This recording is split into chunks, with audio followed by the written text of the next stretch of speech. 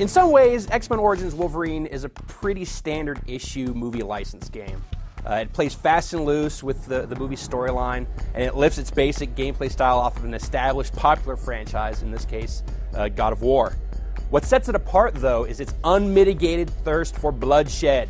This is a brutal, violent game, and much more so than the movie that it's based on, and it's a more engaging experience for it. Get out of my way.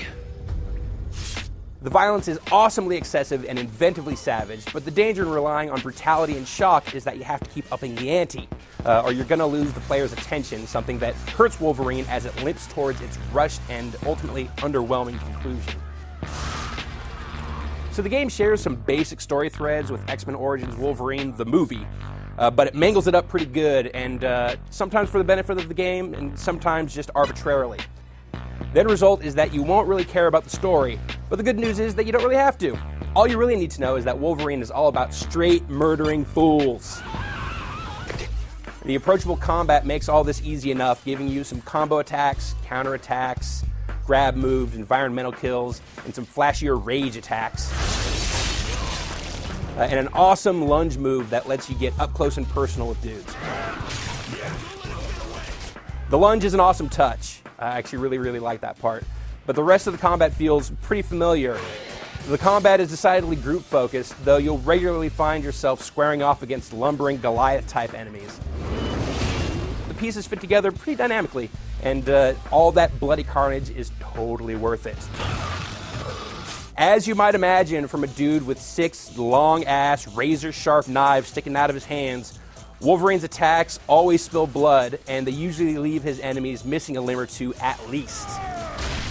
It's honestly kind of a surprise that no other video games before this have really thought to explore the graphic potential for this character, so the zoomed-in, slow-motion images of guys getting turned into a slurry of blood and guts stays novel and shocking for a good majority of the game.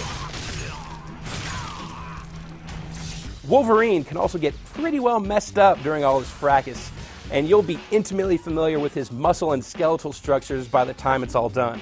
Battle-damaged Wolverine can look a little goofy sometimes, particularly when dude is missing his face, but it fits the bloody vibe of the whole game. Along with all that crazy, piping hot death, there's some crazy skydive sequences and some oversized boss battles that go on for way too long.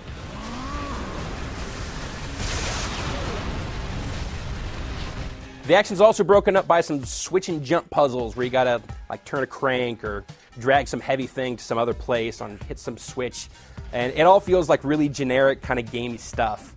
It feels out of place, and Wolverine's handling is just better calibrated for the wild and furious combat than it is for precision jumping and climbing on stuff, which really makes these sections feel pretty clunky. Wolverine starts out really strong, but it runs out of violent new tricks about 2/3 of the way through. Without the constant surprise of new, outrageous depictions of slaughter to distract me, the repetition of the action really set in, and problems like dodgy frame rate and buggy collision detection really became more apparent. Even still, if you've come to see Wolverine at his most brutal, this game does not disappoint. There is no shortage of unflinching dismemberment throughout X-Men Origins Wolverine, even if some of the finer points aren't so sharp. Point Bravo, report in. Not much to report, HQ. Wait a minute. I think I just heard something. Never mind. I must be hearing things. Roger that. Expect another sit rep check in 20 minutes. Copy that. Ta-da! Cha!